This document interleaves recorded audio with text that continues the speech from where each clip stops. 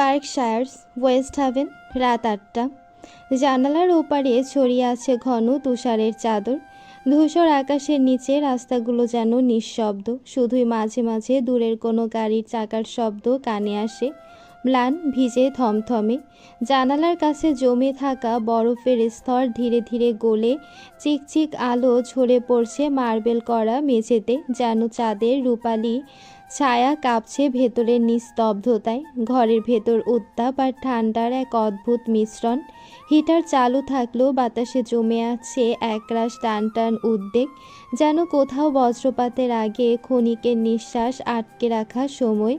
Drawing রুমের কোণায় রাখা ফায়ার প্লেসের আগুনের শিখা ধপধপ করে জ্বলছে, তার আলোয় দেয়ালের ছবিগুলো যেন জীবন্ত হয়ে ওঠে। কখনো পরীর মুখ, কখনো সেহেরানের ছায়া। বাইরে হালকা বাতাসে হিমের গন্ধ, আর ভেতরে জমে আছে এক অদ্ভুত ভারী নীরবতা, যেন পৃথিবীও শ্বাস নিতে ভয় পাচ্ছে এই মুহূর্তে। দূরে কোথাও ঘড়ির কাঁটা টিকটিক করে বাজছে, আর ঘরের বাইরে নরম তুষার কণাগুলো ধীরে ধীরে পড়ে চলেছে, অবিরাম, অনন্ত, যেন সময়ও এখন থেমে গেছে। সামনে মুখোমুখি দাঁড়িয়ে আছে সেহরান খান এবং সেলিনা চৌধুরী, আর তাদের মাঝখানে দাঁড়িয়ে পড়ি, নিঃশব্দ, নিস্তব্ধ, কিন্তু বুকের ভেতরটা তার তীব্র স্পন্দনে কাঁপছে। সেহরানের চোখে কোনো অনুভূতি নেই, চোখে ঠান্ডা ধারালো দৃষ্টি, তার ঠোঁটের কোণে ব্যঙ্গ ভরা হালকা টান, যেন প্রতিটি শব্দ ছুরি দিয়ে যাচ্ছে তলোয়ারের মতো। সে ধীরে বলে, আদরের মেয়েকে না দেখে বুঝে আর থাকতে পারছিলেন না? এত দূর আসতে কি সাহায্য করলো Selina Chowdhury? Actually I am quite confused. আপনার এই আসার কারণ কি সত্যি শুধু পড়ি, নাকি এর আড়ালে এমন কোনো খেলা আছে যেটা আমি এখনো ধরতে পারিনি? সেলিনার ঠোঁটে এক তীক্ষ্ণ কিন্তু আত্মবিশ্বাসী হাসি ফুটে ওঠে, তার চোখে তীক্ষ্ণ বুদ্ধির ঝিলিক। আজ কত মাস হতে চলল তুমি পরীকে আমার সঙ্গে একবারও কথা বলতে দাওনি, এমনকি ওর ফোন থেকেও আমাকে ব্লক করে রেখেছ। এসব কেমন আচরণ সেহেরান? এটা ভালোবাসা না বন্ধিত্ব? সেহেরান ধীরে সোজা হয়ে দাঁড়ালো, তার গলার স্বর কঠিন আর ঠান্ডা। আমার স্ত্রী কার সঙ্গে কথা বলবে সেটা নির্ধারণ করার অধিকার একমাত্র আমার শাশুড়ি আম্মু। আমার ইচ্ছে ছিল না, তাই ওকে আপনার সঙ্গে যোগাযোগ করতে দেয়নি।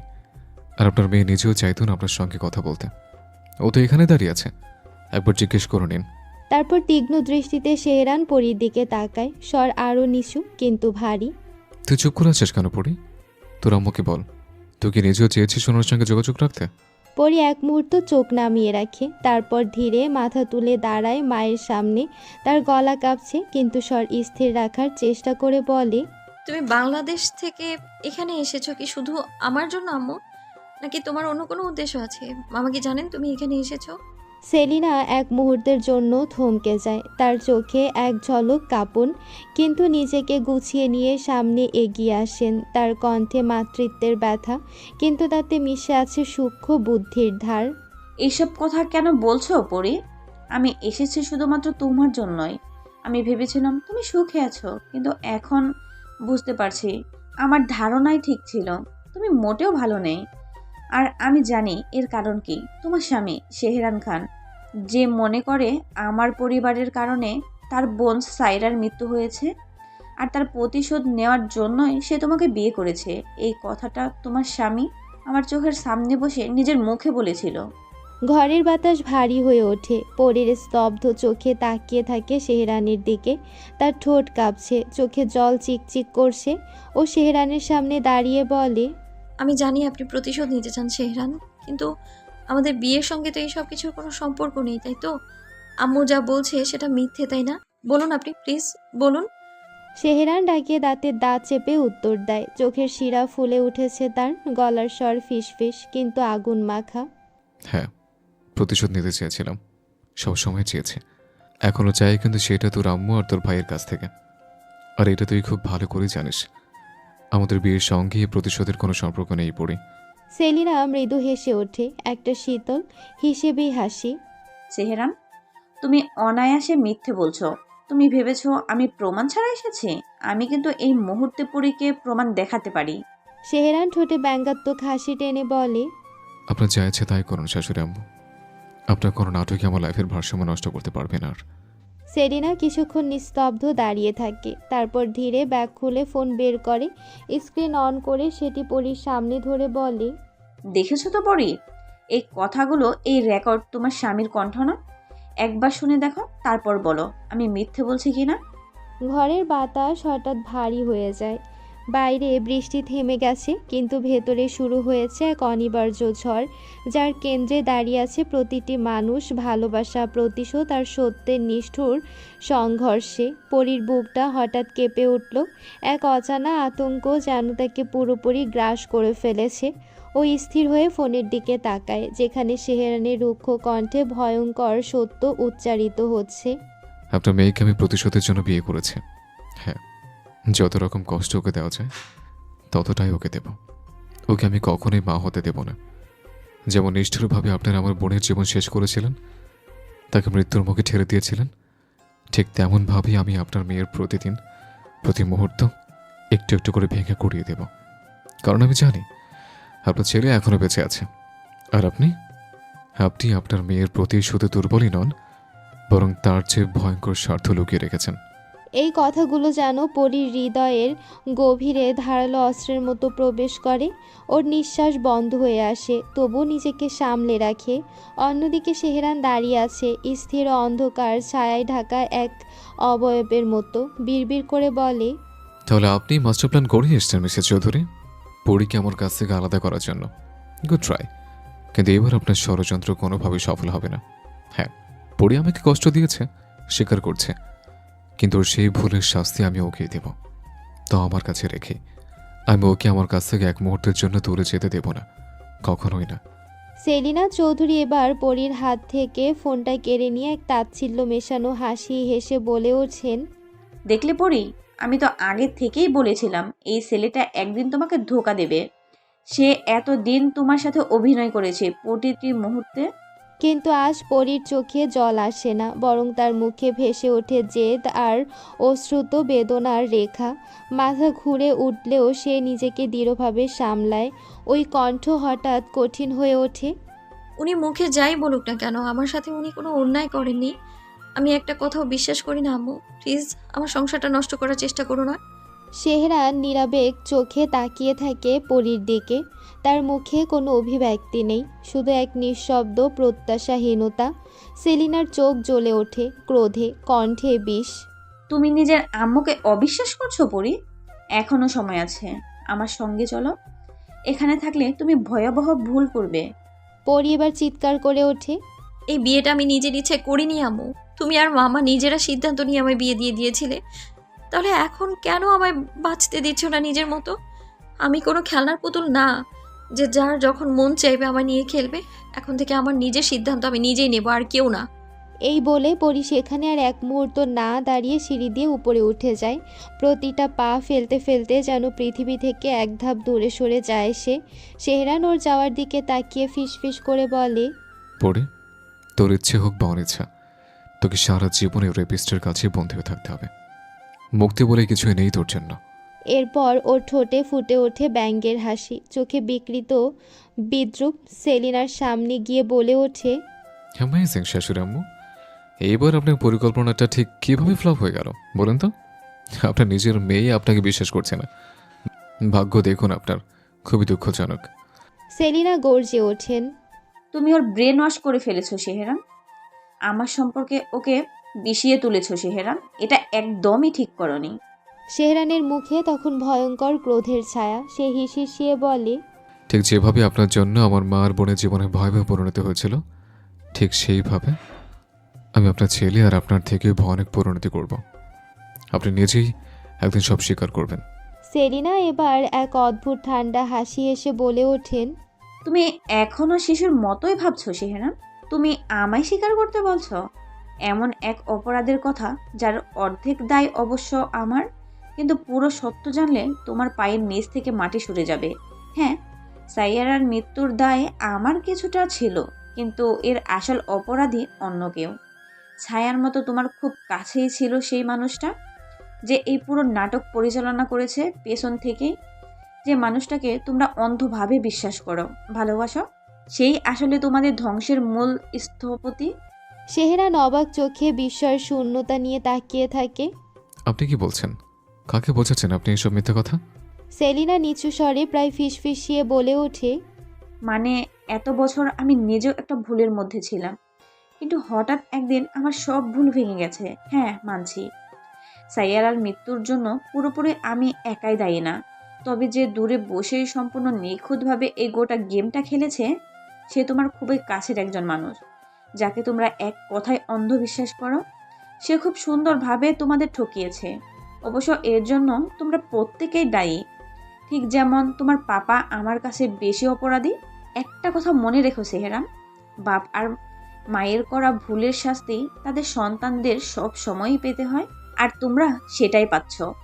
আর তোমার একটা কথা আজ সামনাসামনি বলছি, এখন অনেক কিছুই তোমার জানা, তাই বলছি, সে আর আমি যতক্ষণ পর্যন্ত তোমায় পুরোপুরি ধ্বংস না করছি ততক্ষণ আমরা অন্তত বসে থাকবো না, তুমি মনে রেখো।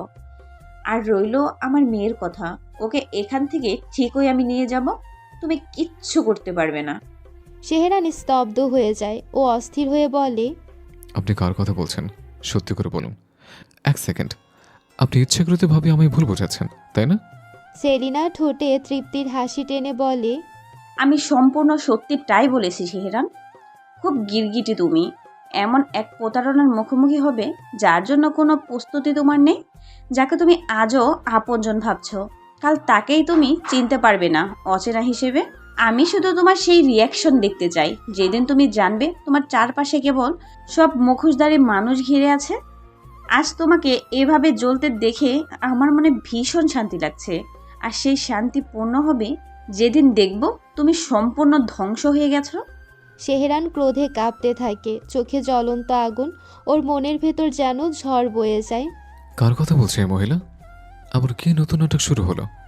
এক মিনিট, আরিয়ানকে জানে এই মহিলা এখানে এসেছে, নাকি সবই তার সাজানো নতুন খেলা? ওর চোখে পরীকে হারানোর ভয়, ক্রোধ আর সন্দেহের মিশ্র দগ্ধ আলো। এক ভয়াবহ খেলায় নামতে যাচ্ছে সেহেরান, যার শেষ প্রান্তে অপেক্ষা করছে এমন এক মুখোশ যা খুলে গেলে তার অস্তিত্বটাই হয়তো আর অবশিষ্ট থাকবে না। ওয়েস্ট হাভেন, লেক মেডিকেয়ার, রাত 9টা। জানালার ওপাশে মৃদু তুষারপাত, না রাতের নরম আলো এসে মিশে গেছে হাসপাতালের সাদা দেয়ালে। শান্ত নিঃশব্দ পরিবেশের মাঝে শুধু নন্দিনীর নিঃশব্দ কান্নার আওয়াজ শোনা যায়, যেন তার প্রতিটি স্পন্দনে কোনো এক অপরাধ বোধের প্রতিধ্বনি বাজছে। সে নিজেকেই নিজে দোষ দিচ্ছে। কি হতো একটু সাবধানে থাকলে, তাহলে তার ছোট্ট প্রাণ দুটার এইভাবে ওই কাছের ঘরে এভাবে বেঁচে থাকার জন্য লড়তে হতো না। নন্দিনীর সব রাগ গিয়ে ইউভানের উপরে পড়ে। ঠিক সেই মুহূর্তে ইউভান ধীরে ধীরে নন্দিনীর কেবিনে ঢোকে। ওর দৃষ্টি থেমে যায় বিছানার দিকে, যেখানে নন্দিনী ওপাশ ফিরে শুয়ে আছে, চোখে নিঃশব্দ অভিমান আর জলে ভরা। ইয়োভান আস্তে আস্তে কাছে গিয়ে বসে, ওর পাশে একটা শুকনো কাশি দেয়, যেন নীরবতা ভাঙার অজুহাত খুঁজছে। কিন্তু নন্দিনী অনড়, স্থির, নির্বাক। ইয়োভান নিঃশব্দে টেবিলের উপর রাখা মেডিসিনগুলো একে একে বের করে, সাবধানে গুছিয়ে রাখে। এই কাজটা সাধারণত নার্স করে, কিন্তু আজ সে নিজেই সব করছে, কারণ যতটা অপরাধ বোধ তার বুকে জ্বলছে তার অর্ধেকটা মাপারও ক্ষমতা কারো নেই। ওর চোখ হঠাৎ নন্দিনীর মুখের দিকে পড়ে, নরমভাবে ওর কাঁধে হাত রেখে ধীরে ওকে নিজের দিকে ফিরিয়ে নেয়। নন্দিনীর মুখে ক্লান্তির ছায়া, অথচ চোখে নিঃশেষ না হওয়া প্রশ্নের সাগর। ইয়োভান ওর কপালে একটা ক্ষীণ চুমু খায়, ভালোবাসার না বরং ক্ষমা প্রার্থনার। নরম গলায় বলে, এই মেডিসিনগুলো টাইম মতো তোমায় খেতে হবে, না হলে ইনফেকশন হবে। প্লিজ আর রাগ করো না আমার ওপর। আমার মাথায় ঠিক ছিল না নন্দু, আমি জানি অনেক কষ্ট দিয়েছি তোমায়। প্লিজ আমার ছেলেদের জন্য হলেও আমায় ক্ষমা করে দাও প্লিজ। নন্দিনী এক মুহূর্ত স্থির থাকে, তারপর ধীরে হাত বাড়িয়ে দেয় ইউভানের দিকে, কিন্তু কিছু বলে না, শুধু স্পর্শটুকুই জানায় কতটা গভীর আঘাত লুকিয়ে আছে ভেতরের ক্ষততে। ইউভানের বুঝতে অসুবিধা হয় না নন্দিনীর অভিমান এখনও কমেনি, কমবে কি করে? ক্ষতটাও তো গভীর দিয়েছে সে। ও একটা দীর্ঘশ্বাস ফেলে, ওষুধগুলো নন্দিনীর মুখের সামনে ধরে। নন্দিনী আর কিছুই বলে না, চুপচাপ খেয়ে নেয়, তারপর ধীরে শুয়ে পড়ে। ইউভান নন্দিনীর হাত মুঠোতে করে বলে, নন্দু, আমাদের ছেলেদের একটু বড় হলেই আমরা একেবারে বাংলাদেশে চলে যাব, ঠিক আছে? তোমার বাড়িতে সবার সাথে দেখা করতে। তারা যেমন হোক, তোমার সম্পর্কে জানার তাদের অধিকার আছে। আর সত্যি বলতে আমি আর পালিয়ে বাঁচতে পারবো না। আর আমার যা ভুল আমি সবটাই স্বীকার করেছি কিটোর কাছে। এবার ওর যা ভালো তাই করুক। আর ভালো লাগছে না এইভাবে পালিয়ে বাঁচতে। নন্দিনীর নরম স্বরে শুধু জিজ্ঞেস করে, পরি কি চলে গিয়েছে? ইউভান কিছু বলার আগেই ফোনটা বেজে ওঠে। ওর মুখের অভিব্যক্তি মুহূর্তে বদলে যায়। কানে ফোন ধরতে ওপাশ থেকে কিছু শোনে, আর পরের সেকেন্ডে ইউভানের চোখ স্থির, মুখ নিস্তব্ধ, দৃষ্টি জমাট বেঁধে যায়। ও হঠাৎ উঠে দাঁড়ায়। নন্দিনী অবাক হয়ে তাকায়। ইউভান শুধু বলে, তুমি রেস্ট নাও, আমি একটু যাচ্ছি। ও দ্রুত কেবিন থেকে বেরিয়ে যায়। নন্দিনী স্তব্ধ চোখে দরজার দিকে তাকিয়ে থাকে। ওর ঠোঁটে কেঁপে ওঠে হতাশা, আতঙ্ক আর ভালোবাসা, সব মিশে এক অদ্ভুত কাঁপন। ও বিড়বিড় করে বলে, হঠাৎ এমন কি হলো? কি লুকোচ্ছেন আপনি? জানালার বাইরে তুষার পড়ছে অবিরাম, আর ঘরের ভেতর নীরবতার ভেতর জন্ম নিচ্ছে এক নতুন অশুভ ইঙ্গিত। এদিকে রাত তখন প্রায় 10:30। বার্কশায়ার্সের ওয়েস্ট হ্যাভেনের হিমেল হাওয়ায় হালকা ধোঁয়ার গন্ধ ভেসে বেড়াচ্ছে। সেহেরান একা দাঁড়িয়ে আছে ট্যারিসের কিনারায়। হাতের আঙ্গুলের ফাঁকে আধজ্বলা সিগারেটটা ধোঁয়া ছড়াচ্ছে নিঃশব্দে। গায়ে তার কটনের হোয়াইট শার্টের বোতামগুলো খুলে রাখা, অথচ ঠান্ডা হাওয়ায় তার বুকের ভেতর কেমন যেন ছুঁয়ে যাচ্ছে, কিন্তু তাতে একটুও ছুতে দিতে পারছে না। ওর চোখ দুটো স্থির, কোথাও দূরে শহরের লাইটগুলোয় যেন কোনো উত্তর খুঁজছে। মাথার ভেতর কেবল ঘুরছে সেলিনা চৌধুরীর বলা কথাগুলো, আর সেই সাথে পরীর দেওয়া তীব্র আঘাত, যা ওর ভেতরের প্রতিটি স্নায়ুতে আগুন ধরিয়ে দিয়েছে। ঠিক তখনই ট্যারিসের পেছনে কারো পায়ের শব্দ ভেসে আসে। সেহরান চোখ না ফিরিয়েই বুঝে যায় কে এসেছে। দুজনের মাঝে কয়েক সেকেন্ডের নিস্তব্ধতা থাকে। তারপর সেহরানের কণ্ঠ ভেসে আসে, নিচু, গম্ভীর আর শীতল। কে চাই? পরি শান্ত, নির্ভর কণ্ঠে বলে, ডিনার করতে আসুন। গতকাল থেকে কিছুই মুখে দেননি। এই একটিমাত্র বাক্য যেন আগুনে ঘি ঢালার মতো ছিল। সেহরানের চোখে ক্ষোভের ঝলক, ঠোঁটের কোণে ব্যাঙ্গের রেখা স্পষ্ট ফুটে ওঠে। সে ধীরে ধীরে ঘুরে দাঁড়ায়, পরির দিকে তাকায় ঠান্ডা দৃষ্টিতে। আমার মতো একটা রেপিস্টের জন্য হঠাৎ এত চিন্তা হচ্ছে যে? এই চিন্তাটা তো তোর ভাই আর তার বাচ্চাদের জন্য হওয়া উচিত ছিল। পরির বুকটা কেঁপে ওঠে, তার কণ্ঠ ভারী হয়ে আসে। আপনি নিজেই নিজেকে ছোট করছেন সেহরান। আমি কথাটা সেভাবে বলিনি। আপনি অকারণেই আমায় কষ্ট দিতে গিয়ে নিজেও কষ্ট পাচ্ছেন। সেহরান ব্যঙ্গাত্মক হাসি টেনে বলে। ও রিয়েলি পড়ি? এরপর সেহরান রক্তচক্ষু নিয়ে এগিয়ে আসে পরির দিকে, এক পা দুপা করে। প্রতিটি পদক্ষেপে যেন ওর শরীরের প্রতিটি শিরা যেন উত্তপ্ত, চোখে লালচে রাগের ছাপ, মুখে গম্ভীরতা আর অপমানের মিশ্র প্রতিচ্ছবি। কণ্ঠ শীতল কিন্তু ধারালো ছুরির মতো শোনায়। তাহলে তো তোকে জোর করে দেখাতে হয় তুই ঠিক কি বলেছিলি আমায়। পরি ভয়ে এক পা পিছিয়ে যায়, তার বুকের ভেতর তীব্র কাঁপুনি ওঠে। মনে পড়ে যায় বিয়ের পরের সেই ভয়ঙ্কর দিনগুলির কথা, যখন ওর প্রতিটি নিঃশ্বাসই ছিল যন্ত্রণায় ভরা। সেহরানের সেই ঠোঁট, সেই শীতল মুখভঙ্গি, সেই গর্জে ওঠা নীরবতা, সব যেন আজ আবার ফিরে এসেছে। পরির ঠোঁট কামড়ে ফেলে, চোখের কোণে জল এসে যায়, কিন্তু কোনো উত্তর দেয় না, শুধু তাকিয়ে থাকে সেই মানুষটার দিকে, যে মানুষটাকে সে নিজের জীবন দিয়ে ভালোবাসে। আর এখন সেই অতীতের মতোই ভয়ে কাঁপছে তার সামনে, চাওয়া চাইয়ের এক নিঃশব্দ মুহূর্তে। রাতের বাতাসটাও যেন থেমে গেছে। বার্কশায়ার্স, ওয়েস্ট হ্যাভেন। রাত প্রায় 11:30। শহরের আলো নিভু নিভু। দূরে লেকের ধারে হালকা তুষার পড়ছে।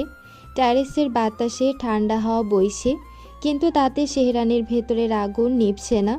ওর হাতে আধখানা সিগারেট, কিন্তু সেই ধোঁয়াও যেন ওর কষ্টের চেয়ে হালকা। সেহরান হঠাৎ এগিয়ে পরীর কাছে এগিয়ে আসে। তার গরম নিঃশ্বাস পরীর মুখে লাগে, এতটাই কাছে যে ওর বুকের ভেতর ধকধক করে ওঠে। কিন্তু সেহরান ওকে ছোঁয় না। ওর চোখ দুটো জ্বলছে, যেন আগুন আর বরফ একসাথে মিশে আছে। তুই না বলেছিলি আমি তোকে ভোগ করেছি?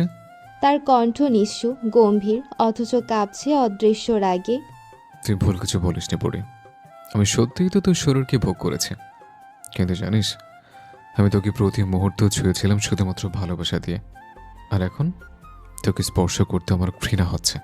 সেহরান দাঁড়িয়ে থেকে শূন্যের দিকে তাকিয়ে রইল কিছুক্ষণ, তারপর ধীরে ধীরে নিজের বুকের বাদিক ছুঁয়ে একটুখানি ব্যঙ্গাত্মক হাসি টেনে বলল, এই জায়গাটা একসময় শুধু তোর নাম ছিল, কিন্তু এখন এখানে আছে শুধু শূন্যতা, ঠান্ডা, নিঃশব্দ, দগ্ধ এক শূন্যতা। এক মুহূর্ত চুপ করে থেকে ওর চোখ স্থির হলো দূরের আকাশে। কাপা কণ্ঠে ফিসফিস করে বলল, পড়ি, তুই যদি আমায় একবার ভালো করে তাকিয়ে দেখতিস তাহলে বুঝতে পারতি আমি নিজেও তোর মতোই দগ্ধ হচ্ছে। আমার ভেতরটা ধীরে ধীরে ছাই হয়ে যাচ্ছে। পরি স্থির হয়ে যায়, ওর গলা শুকিয়ে আসে, ঠোঁট কাঁপে, কিন্তু শব্দ বের হয় না। সেহরান আরেক ধাপ এগিয়ে আসে, তাদের মাঝে মাত্র এক নিঃশ্বাসের দূরত্ব। পরি বুঝতে পারে ওর শরীর কাঁপছে, ভয়ে না, কষ্টে কাঁপছে।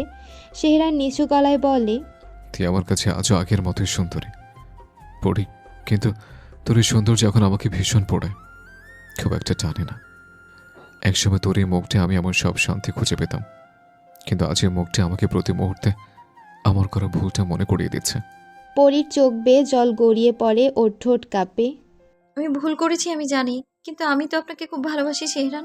সেহরান ঠোঁটের কোণে এক অদ্ভুত তির্যক হাসি টানে, ওর চোখে ব্যথার ব্যঙ্গ একসাথে ঝিলিক মারি, মৃদু হেসে বলে, ভালোবাসা না পড়ি, এটা ভালোবাসা না, এটা আমার কাছে এখন অভিশাপ।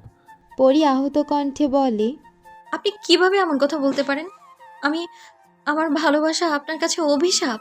সেহরান তীক্ষ্ণ কষ্ট মিশ্রিত দৃষ্টিতে তাকিয়ে বলে, তোর কথায় তুই আজ প্রমাণ করে দিয়েছিস আমার প্রতি তোর শুরু থেকে ভালোবাসার যে খুব বেশি ছিল, সে আমাদের বিয়ের রাত থেকে। পরি আর সহ্য করতে না পেরে সেহরানের একদম সামনে গিয়ে দাঁড়ায়, ওর মুখে অশ্রু জমে আছে, তবু কণ্ঠ দৃঢ়। দুই হাত দিয়ে সেহরানের বুকের কাছে শার্টটা মুচড়ে ধরে চাপা গলায় বলে, এই সেহরান, আমার চোখের দিকে তাকান। সেহরান স্থির হয়ে তাকিয়ে থাকে পরীর চোখের দিকে, কিন্তু ওর চোখে কোনো আবেগ নেই, কেবল দেখা যায় একরাশ শূন্যতা, আর সেই শূন্যতায় পরীর বুক ভেঙে দেয়। পরী কেঁপে কেঁপে বলে, হ্যাঁ মানছি, অতীতে আপনার সাথে আমার সম্পর্কের কোনো কথাই মনে নেই আমার। এমনকি আমাদের বিয়ের রাত থেকে আপনার জোর করে আমায় বিয়ে করা, জোর করে সেই রাতে আমার কাছে আসা, আমি সত্যি সেদিন মেনে নিতে পারিনি। আমার মনে খুব গভীর দাগ কেটে গিয়েছিল সেটা, কিন্তু ধীরে ধীরে আপনার সংস্পর্শে থাকতে থাকতে আপনাকে পুরোপুরি বুঝতে শিখেছিলাম আমি।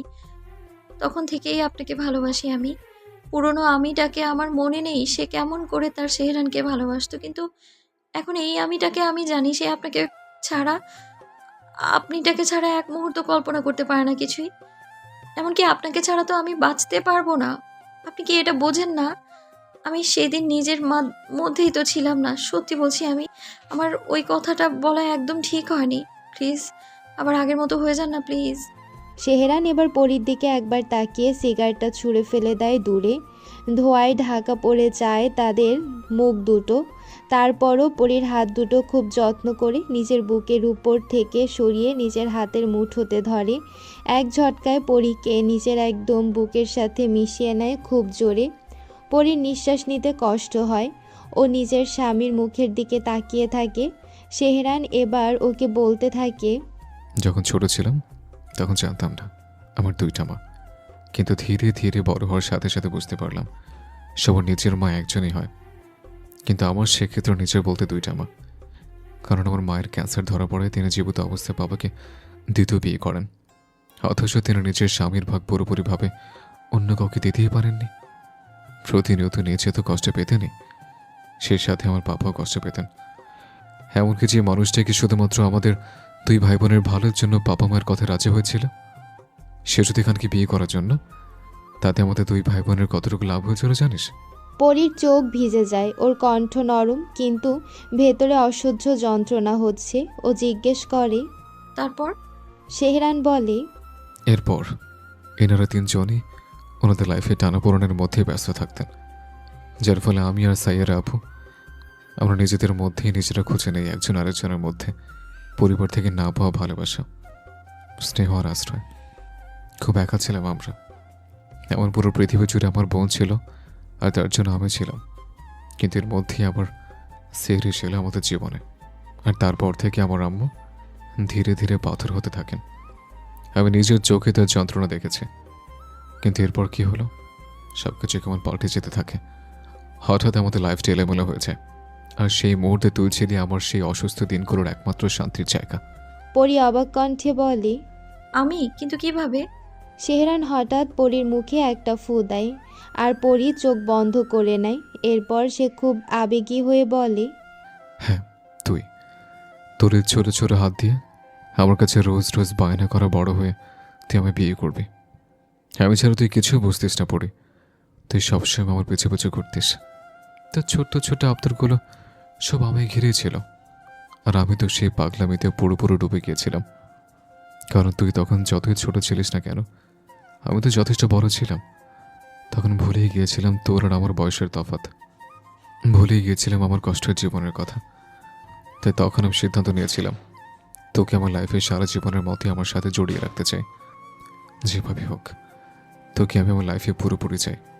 সব কিছু তো ঠিক চলছিল, কিন্তু শেষ পর্যন্ত তোর ফ্যামিলি আমার আদরের বোনকে কেড়ে নিল। তুই আমার কাছ থেকে দূরে সরে গেলি, আম্মু শেষ পর্যন্ত আমার ছেড়ে চলে গেল। আমার লাইফে আমার সব থেকে নিজের কাছের 3টি রমণী আমায় একা করে দিল। আমি কি করে সেই মুহূর্তে বেঁচেছিলাম তার কোনো ধারণাই নেই পড়ি, কোনো ধারণা নেই। সব কিছু হারিয়ে তোকে ছেড়ে এইখানে দিনের পর দিন আমি নির্ঘুম রাত কাটিয়েছে। নিজের যন্ত্রণা কমাতে রাতের পর রাত ড্রাগ নিয়েছে, কিন্তু যন্ত্রণা কমাতে পারিনি। পরি স্তব্ধ হয়ে বলে, শেহরানের মুখে হাত দিয়ে। আপনি কি করে এতটা যন্ত্রণা সহ্য করেছিলেন শেহরান? শেহরান একটা ব্যঙ্গ মিশ্রিত হাসি দিয়ে বলে, তাতে তোর কি আসে যায়? এরপর কি হয়েছে জানিস? সেই সময় আমার হাতে বেশ কিছু প্রমাণ আসলো। আমার বোনের মৃত্যুর পেছনে শুধু তোর আম্মু একা না, তোর ভাইও জড়িত। তার একটাই কারণ, সে বেঁচে আছে। একটা মানুষ যদি নির্দোষ হয় তাহলে এত বছর সে নিজেকে কেন লুকিয়ে রেখেছে? আমার তখন মনে হয়েছিল তুই তোর আম্মুর মতো হয়তো সব কিছুই জানিস, আর তাই তোকে ভুল বুঝে শুধুমাত্র কষ্ট দেওয়ার জন্য আমি তাড়াহুড়ো করে বিয়ে করেছিলাম। কিন্তু তারপর আমার কাছে সবকিছু পরিষ্কার হয়েছে, তুই কিছুই জানিস না। এরপর থেকে তোকে কখনো আমি জোর করে না, বরং তুই সম্মতি নিয়ে ভালোবেসে কাছে টেনেছে। কিন্তু তুই আমার ভালোবাসার কি যোগ্য প্রতিদান দিলি পড়ি? আমি বাকৃত হয়ে গেছে, আমার নিজের প্রতি নিজের ঘৃণা হচ্ছে। কেন তোকে আমি এত ভালোবাসতে গেলাম? আচ্ছা পড়ি, তুই বলতো আমি আমার লাইফে আসলে কি পেলাম? সবকিছু হারিয়ে তো একমাত্র তুই ছিলিস আমার কাছে, কিন্তু তুই কেন আমি এতটা আঘাত দিলে? সোজা আমার ক্যারেক্টারে আঙুল তুললি। শেহরান ওর চোখে চোখ রেখে কণ্ঠে যন্ত্রণা মেশানো কর্কশ গলায় বলে, শেষ পর্যন্ত আমার স্পর্শ তোর কাছে ভোগের মতো ছিল, তাই না? পরীর বুকটা হঠাৎ কেঁপে ওঠে, ঠোঁট কাঁপছে, চোখের পলকে জমে থাকা জল ঝরে পড়তে চায়, কিন্তু সে কিছু বলতে পারে না। ওর সামনে দাঁড়ানো মানুষটা এতটা ভেঙে গেছে, এতটা ক্ষত বিক্ষত, যেন নিজের রক্তে নিজেরই নাম লিখছে। পরী কাপা গলায় বলে, আমি ভুল করেছি শেহরান, ভুলে যান সব কিছু প্লিজ। এক মুহূর্তের জন্য সব কিছু নিস্তব্ধ হয়ে যায়। তারপর শেহরান ধীরে ধীরে ওর মুখের আরও কাছে মুখ নিয়ে আসে। একটা গরম নিঃশ্বাস ছুঁয়ে যায় পরীর ত্বকে। 1 সেকেন্ডের জন্য মনে হয় হয়তো এবার ছুঁয়ে দেবে, কিন্তু না। শেহরান হঠাৎ মুখ ফিরিয়ে নেয় অন্যদিকে। ওর চোখে জল নেই ঠিকই, কিন্তু কষ্টের চাপ খুব গভীরে স্পষ্ট। শেহরান পেছন ফিরেই বলে, এখন থেকে এই দূরত্বটি হবে আমাদের বেঁচে থাকার একমাত্র উপায় ওয়াইফি। তুই এখন থেকে গেস্ট রুমে থাকবি, তোকে আর আমার ভোগের বস্তু হতে হবে না। বলা তো যায় না, একসাথে থাকলে তোকে যদি আবার ভোগ করি। পরী আহত কণ্ঠে বলে। শেহরান, শেহরান ওকে ছেড়ে দিয়ে নিচে নেমে যায় ধীরে ধীরে, আর পরী একা দাঁড়িয়ে থাকে সেই হিম হাওয়ায়। ওর চোখের জল তুষারের সঙ্গে মিশে যায়, কিন্তু বুকের ভেতরের যন্ত্রণার আগুন কিছুতেই নেভে না। মধ্যরাত, ডিপার্টমেন্ট চিলড্রেন্স কেয়ার। বাইরে তুষারপাত বাড়ছে, কিন্তু ভেতরে এক অন্যরকম শীত নেমেছে, ভয় আর দুশ্চিন্তার শীত। নীরব করিডোরের একসাথে দৌড়াচ্ছে কয়েকজন নার্স, তাদের হাতে মেডিকেল ট্রে। কেউ ডাকছে, কেউ মনিটর থেকে চোখ সরাচ্ছে না। আইসিইউর দরজার সামনে দাঁড়িয়ে আছে ইউভান, চোখের সামনে কাচের ভেতরে তার 2টো সন্তান, দুটোই ছোট্ট, ভীষণ নরম, ইনকিউবেটরের ভেতরে শুয়ে আছে। কিন্তু হঠাৎ একটা অ্যালার্ম বেজে ওঠে, বিপ বিপ বিপ। শব্দটা যেন ইউভানের বুকের ভেতর সরাসরি বিঁধে যায়। ও অস্থির হয়ে যায় ওদের ছুঁয়ে দেখার জন্য। ডাক্তার দ্রুত এসে মনিটর চেক করছে। Pressure is dropping. Hurry up. একজন নার্স হালকা দৌড়ে সাইড ট্রে থেকে ইঞ্জেকশন নেয়, আরেকজন অক্সিজেনের টিউব ঠিক করছে। ইউভানের মুখ নিস্তব্ধ, ঠোঁট শক্ত করে কামড়ে আছে। ওর চোখে একরাশ আতঙ্ক, কিন্তু ও জানে এখন এক ফোঁটা চোখের জলও তার থেকে বের হওয়া চলবে না। ওর আঙ্গুলের গার্ড সাদা হয়ে গেছে, কারণ দরজার হাতলও খুব শক্ত করে ধরে রেখেছে। তাই একটা ইনকিউবেটর হালকা আলো জ্বলে ওঠে। একটা শিশুর বুক হঠাৎ যেন থেমে গেল। মনিটরের লাইনটা সোজা হতে শুরু করেছে ইতিমধ্যেই। Doctor, I think we are losing baby এ। এক নার্স চিৎকার করে ওঠে। ইয়োভানের বুক ভেঙে যায় শব্দটা শুনে। ও হঠাৎ কাচের ওপারে এগিয়ে দাঁড়ায়। ওর ঠোঁট কাঁপছে, কিন্তু কণ্ঠে কোনো শব্দ নেই। ও শুধু ফিসফিস করে বলে, no no no no, please no. ডাক্তাররা একসাথে সিপিআর শুরু করে। ছোট্ট বুকের উপর এক ক্ষুদ্র হাত চলতে থাকে। তারপর আবার আরেকটি ইঞ্জেকশন ঢোকে শিশুর শরীরে। আরেক নার্স বলে, ডক্টর, সেকেন্ড বেবির অক্সিজেন স্যাচুরেশনও কমে যাচ্ছে, আমাদের ইন্টিউবেট করতে হবে। ঘরের ভেতর চারদিক আলো, সাইরেন, যন্ত্রপাতির শব্দে ভরে যায়। কেউ চিৎকার করছে, কেউ দৌড়াচ্ছে, আর ইউভান বাইরে দাঁড়িয়ে আছে একা, নিজের মাথা কাচের গায়ে ঠেকিয়ে, চোখ বন্ধ করে শুধু নিঃশব্দে কাঁদছে অসহায়ভাবে, আর বিড়বিড় করে বলছে, আর কত কিছু হারাবো আমি। আমার প্রথম সন্তানকে আমি বাঁচিয়ে রাখতে পারিনি, কিন্তু তোমরা বাবার কাছ থেকে দূরে যেও না আমার ছোট্ট সোনারা। তার ঠোঁট কাঁপছে। God, please please don't take them away, they are too small, please. ডাক্তাররা লড়ছে, সময়ের সাথে যুদ্ধ চলছে। ঘড়ির কাঁটা যেন থেমে গেছে। ঠিক তখনই দূরে করিডোরের অন্য প্রান্তে নন্দিনী ধীরে ধীরে বেরিয়ে আসে নিজের কেবিন থেকে, হাতে স্লাইন দেওয়া, যা সে ধরে আছে।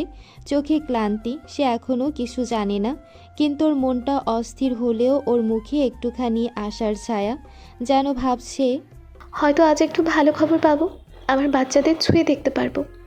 আর ঠিক সেই মুহূর্তে আইসিইউর ভেতর আবার অ্যালার্ম বেজে ওঠে। Code blue in an ICU. Nandini চমকে ওঠে হঠাৎ। স্লাইনটা হাত থেকে পড়ে গিয়ে ফেটে যায় মেঝেতে। ওর চোখে ভয় জমে ওঠে। আর ইউভান তখন কাছের ওপারে দাঁড়িয়ে।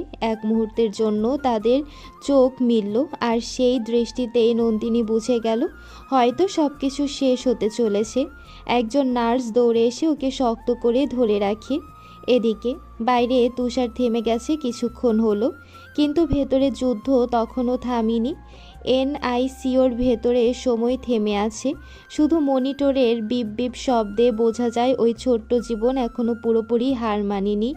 ইউভান এখন কাচের ভেতরে ডাক্তারদের অনুমতিতে ও স্ক্রাব পরে ভেতরে ঢুকেছে। মুখে তার মাস্ক, গ্লাভস, চোখে ভয় আর দৃঢ়তা একসাথে। ওর হাত কাঁপছে, কিন্তু মনে যেন একটাই কথা ঘুরছে, আমার ছেলেরা অবশ্যই ফাইট করে আমাদের কাছে ফিরে আসবে, কিন্তু আমি কিছুই না করে এইভাবে দাঁড়িয়ে থাকতে পারি না। ডাক্তার বলল। Baby's pulse is faint. Please keep massaging gently. Yuvan নিজের 2 আঙ্গুল দিয়ে শিশুটার ছোট্ট বুকের উপর খুব আস্তে আস্তে সিপিআর দিতে শুরু করে। একটা ছোট্ট মমতায় ভরা ছোঁয়া, যেন মৃত্যুকেও অনুরোধ করছে শুধু একবার ফিরে এসো ছোট্ট সোনা। নার্স বলল। আরও তাপ দরকার, ইনকিউবেটরের তাপমাত্রা বাড়াও। ইউভান পাশে দাঁড়িয়ে ভেন্টিলেটরের টিউব ঠিক করতে সাহায্য করে। তার চোখ লাল, কিন্তু ওর মনোযোগ একটুও নড়ে না। ওর মুখে শুধু একটাই কথা, তোমরা পারবে বাচ্চা, বাবা আছে এখানে, তোমাদের কিছুই হবে না। মনিটর হঠাৎ নড়ে ওঠে। একটা ক্ষীণ হৃদস্পন্দন ফিরছে, যেন বাচ্চাটাও বুঝে গেছে বাবার বুকের ভেতরে গভীর যন্ত্রণা। সবাই থেমে যায় এক মুহূর্তের জন্য। ডাক্তার ফিসফিস করে বলে, Yes. We got it back. আর ইউভান বুঝতেও পারে না কখন তার চোখ বেয়ে জল গড়িয়ে পড়ে। ওর মুখের সামনে কুয়াশা জমে যায়, হয়তো ঘাম না, হয়তো অশ্রু। তবে যুদ্ধ শেষ হয়নি এখনও। দ্বিতীয় বাচ্চার অক্সিজেন লেভেল নিচে নামছে। ডাক্তার চিৎকার করে বলে, Is intubation ready? We need steady hands. Yuvan এক মুহূর্ত দেরি না করে ইনকিউবেটরের পাশে গিয়ে দাঁড়ায়। ও ও নার্সের হাত থেকে অক্সিজেন টিউব ধরে। যেভাবে ডাক্তার নির্দেশ দিচ্ছে তেমন করেই ও কাজ করে। ওর মুখে ঘাম, ঠোঁট শক্ত, যেন প্রতিটি নিঃশ্বাসে ও নিজের সন্তানের শ্বাস ফেরাচ্ছে। মনিটরের লাইন আবার ধীরে ধীরে ওঠানামা শুরু করলো। একটা স্পন্দন, তারপর দ্বিতীয়টা, তারপর একটানা বিপ বিপ বিপ শব্দ। ডাক্তার চুপ করে দাঁড়িয়ে থেকে তারপর একটুখানি নিঃশ্বাস ছেড়ে হেসে বলল, They're stable. Both are safe now. এক মুহূর্ত নিস্তব্ধতা। ইউভান একটা বড় করে নিঃশ্বাস ফেলে পেছনে হেলে যায়, দেয়ালে ঠ্যাস দেয়। তার চোখ বন্ধ, ঠোঁটে মৃদু হাসি, যেন পৃথিবীর সমস্ত ভার নামলো তার বুক থেকে। তার শরীর কাঁপছে নিঃশব্দ কান্নায়। নার্স এসে বলে, mister Yuvan, they will make it. We also save them tonight. Yuvan নিচু গলায় বলে, না, আমি না, ওরা নিজেরাই লড়েছে নিজেদের জন্য। আমি শুধু পাশে ছিলাম মাত্র। বাইরে দাঁড়িয়ে ছিল নন্দিনী, কাপা কাপা হাতে দরজার কাছে ঠেকিয়ে রেখেছে মাথাটা। ও পুরো ঘটনাটা দেখেছে নিঃশব্দে, চোখ বেয়ে জল গড়িয়ে পড়ছে। ওর ঠোঁটে একটা কাপা হাসি। আপনি সত্যি একজন চমৎকার বাবা ইউভান। ইউভান ধীরে ধীরে ঘুরে তাকায় নন্দিনীর দিকে, চোখে ক্লান্তি, মুখে অদ্ভুত শান্তি। বার্কশায়ার্স, ওয়েস্ট হ্যাভেন, সকাল 7টা। তুষার ভেজা ভোরের আলো নিঃশব্দে জানালার পর্দা ছুঁয়ে ঘরে প্রবেশ করছে। চূড়ান্ত শীতল হাওয়া কাচের জানালায় নক করে যায়, অথচ ঘরের ভেতর উষ্ণ নিঃশ্বাসের ভারে বাতাসটা যেন ধীরে ধীরে গলছে।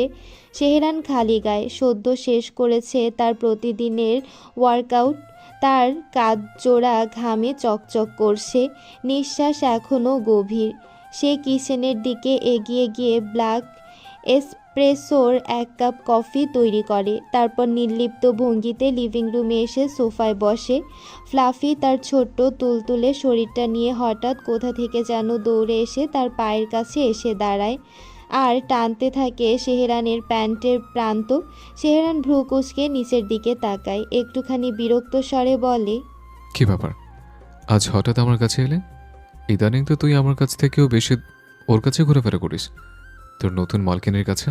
ফ্লাফি হয়তো কিছু বুঝলো, হয়তো বুঝলো না, তবু জেদ করে আবারও প্যান্ট টানতে থাকে। সেহরান অবচেতনে চারপাশে চোখ বুলিয়ে নেয়, কিন্তু কোথাও পড়ি নেই। তার কপালে হালকা চিন্তার ভাঁজ পড়ে। সে বিড়বিড় করে বলে, পড়ে কোথায় গেল? আজ উঠতে এত অস্বাভাবিক দেরি করছে কেন? সেহরান কফির কাপটা টেবিলে রেখে সিঁড়ি বেয়ে দ্রুত উপরে উঠে যায়। গেস্ট রুমের দরজাটা সামান্য খোলা। ও নিঃশব্দে দরজা ঠেলে ভেতরে ঢোকে আর মুহূর্তে স্থবির হয়ে যায়। ফ্লোরে শুয়ে আছে পরি, মুখ বিবর্ণ, চুল এলোমেলো, চোখের কোণে শুকনো অশ্রুজল জমে আছে। তার নিঃশ্বাস ভারী, মুখে ক্লান্তি, শরীর কাঁপছে হালকা। দেখে মনে হয় সারা রাত সে কেঁদেছে একা, নীরবে, অব্যক্ত ব্যথায়। সেহরানের বুকের ভেতরটা হঠাৎ কেঁপে ওঠে, কিন্তু তার মুখে কোনো আবেগ নেই, শুধু নীরব তীক্ষ্ণতা। সে ধীরে ধীরে পরীর সামনে গিয়ে হাঁটু গেড়ে বসে। পড়ি, শুনছিস? এই পড়ি, কি হয়েছে? চোখ খোল। কণ্ঠে কোনো চিৎকার নেই, কিন্তু ভেতরে গভীর উদ্বেগের কম্পন। 2-3 বার ডাকতেই পরি ধীরে চোখ খোলে। সামনে সেহরানকে দেখে সে হকচকিয়ে উঠে বসে, কিন্তু মুহূর্তেই মুখ ফিরিয়ে বাথরুমে দৌড়ে যায়। ভেতর থেকে স্পষ্ট বমির শব্দ শোনা যায়। সেহরান এক ঝটকায় ওয়াশরুমের কাছে গিয়ে দেখে পরি দেয়ালে ঠ্যাস দিয়ে কাঁপছে, মুখে অসহায়তা ফুটে উঠেছে। সে তৎক্ষণাৎ পেছন থেকে ধরে নেয় তাকে, হাতের তালুতে পানি ঢেলে মুখে দেয়। পরীর কাঁধে হাত রেখে কিছু না বলেই ওকে কোলে তুলে নিয়ে রুমে এসে বিছানায় বসিয়ে দেয়। একটা দীর্ঘ নিঃশ্বাস ফেলে সে রুম থেকে বেরিয়ে যায়, কোনো কথা না বলে। পরী চুপচাপ তার চলে যাওয়ার পিঠের দিকে তাকিয়ে থাকে। তার চোখে জমে থাকা অভিমান ধীরে ধীরে গড়িয়ে পড়ে। বিড়বিড় করে বলে, সে আমায় আর ভালোবাসে না। এই চিন্তাটাই যেন ওর বুকের ভেতর ছুরির মতো বিঁধে যায়। কিছুক্ষণ পর আবার দরজা খোলার শব্দ হয়। সেহরান ফিরে এসেছে, হাতে একটা ট্রে, গরম স্যুপ আর টোস্ট স্যান্ডউইচ। সে কোনো কথা না বলে ট্রেটা বিছানার পাশে রাখে, তারপর পরীর হাত ধরে টেনে বসায়। পরী অবাক দৃষ্টিতে তাকিয়ে থাকে নিঃশব্দে। সেহরান প্লেট থেকে এক টুকরো স্যান্ডউইচ তুলে তার মুখের সামনে ধরে। পরী মুখ ফিরিয়ে নেয়, চোখে অশ্রু, ঠোঁটে অভিমান। সেহরান এক মুহূর্ত তার দিকে তাকিয়ে থাকে, তারপর গলা নিচু করে বলে, কয়বার বমি করেছিস? পরি মৃদু কণ্ঠে জবাব দেয়। কাল রাত থেকেই 4-5 বার হবে হয়তো। সেহরানের চোয়াল শক্ত হয়ে আসে। সে গভীর নিঃশ্বাস টেনে কণ্ঠ সংযত রেখে বলে, তুই এত অসুস্থ অথচ আমি একবারও ডাকলি না কেন? আমি তো পাশের রুমে ছিলাম। এখন থেকে আমি এতটা অপ্রয়োজনীয় মনে করছিস? পরি এবার চোখ তুলে তাকায় তার দিকে। সেই চোখে জমে থাকা আঘাত, অপমান আর অজস্র না বলা কথা। ধীরে বলে, আপনার জীবনে অপ্রয়োজনীয়তা তো আমি, তাই তো আর বিরক্ত করতে চাইনি আমি। আপনি তো আলাদা করে দিয়েছেন আমায়। এখন অন্তত আপনার দায়িত্ব একটু কমলো, আমায় নিয়ে আর ভাবতে হবে না আপনাকে। সেহরান পরির দিকে ঝুঁকে বসে, চোখ দুটো লাল, নিঃশ্বাস ভারী।